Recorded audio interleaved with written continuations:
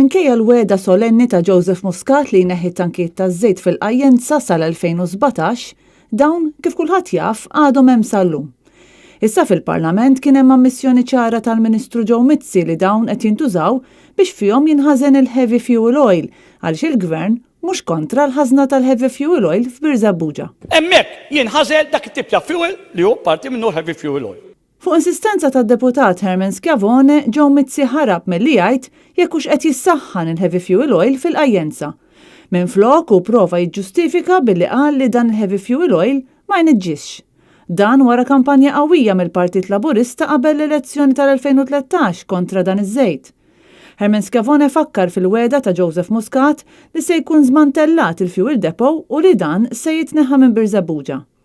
Joseph Muscat kien ħabbar dan pompa kbira kważi 4 snin ilu. F'Marzu tal-2015 Muscat kien qal li kien ressaq applikazzjoni quddiem il-MEPA biex dawn it-tankijiet taż-żejt jitneħħew qabel tmiem dik il-leġislatura, jiġifieri qabel l-elezzjoni tal-2017.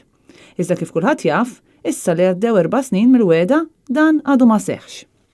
Dakinhar f'attività f'Birzebbuġa Muscat kien qal li tneħħija tat-tankijiet flimkien ma' proġetti oħra li l-Gvern kellu f'moħħu għal din il-lokalità u fil-madwar kienu se jagħtu ħajja ġdida lill-inħawi tal-qajjenza.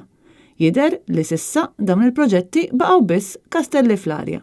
Minħa tiegħu il-Ministru Mizzi ddefenda l-użu ta' dawn it-tankijiet.